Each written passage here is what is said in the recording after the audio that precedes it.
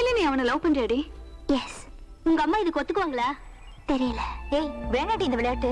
இது விளையாட்டு இல்லடி, காதல், லவ். அந்த வான்மதி அந்த பைத்தியக்காரன் நினைச்சிட்டு இருக்கா. நோ, நான் யாருன்னு அவளை காட்டணும். நான் அவளை கல்யாணம் பண்ணிக்கலாம்னு நினைக்கிறேன். அவ இவனை காதலிக்கிறாயா? நாளைக்கு அவ காதல்ல சந்திக்க அவளோட பர்த்டே பார்ட்டிக்கு வரா. அங்க வச்சு அவளை கடத்தி கொண்டு வந்து வழக்கமா நான் புறாவ அடைக்கிற கூண்டுல அவளை அடைச்சு வச்சிருங்க. நான் வந்து அவளோட ரெக்கைய பிச்சறேன். ஆனா ஒரு முக்கியமான விஷயம், நான் தான் கடத்த சொன்னேன்னு யாருக்குமே தெரியக்கூடாது. ஏன்னா எங்க அப்பா மந்திரியாக போறாரியா. எதிர்கட்சிக்காரனுக்கு தெரிஞ்சா சொதப்பிடுவானுங்க. உடு தலைவா, யாருக்கும் தெரியாம காரியத்தை கச்சிதமா முடிச்சிடுறோம்.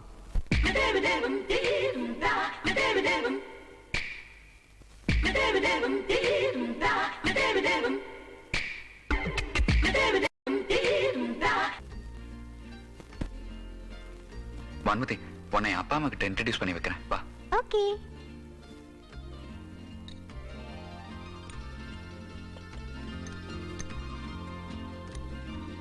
அப்பா, Vanmathi. Hello, glad to meet you. உங்க சந்தோஷம் அப்புறம், முதல்ல உங்க பையனோட சந்தோஷம் தான் முக்கியம். ஹலோ கெஸ்ட், இப்போ உங்களுக்கு கிருஷ்ணாவை பத்தி ஒரு முக்கியமான விஷயம் சொல்ல போறேன். கிருஷ்ணாக்கு என் மேல காதலாம், அதுக்காக நானும் அவனை காதலிக்கணுமா? நான் ஒரு பெரிய இடத்து பொண்ணு, வசதியா வாழறவ. என்னோட காதல் கிடைச்சா நல்லா வாழலான்னு இந்த கிருஷ்ணாக்கு நினைப்பு.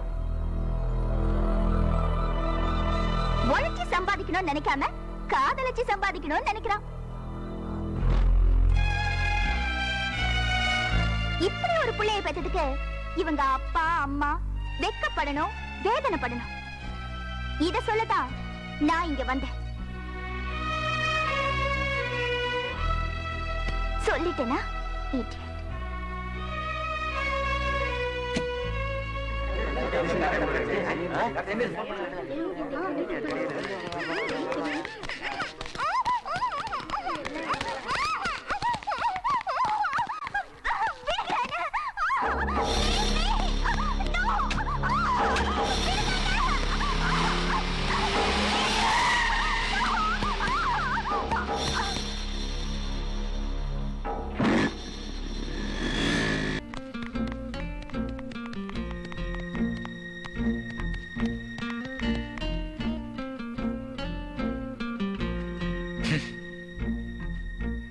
ஏமான மரியாதை என்னை வாங்கிட்ட, ஆனா ஓமான மரியாதை நான் காப்பாத்திட்டேன்.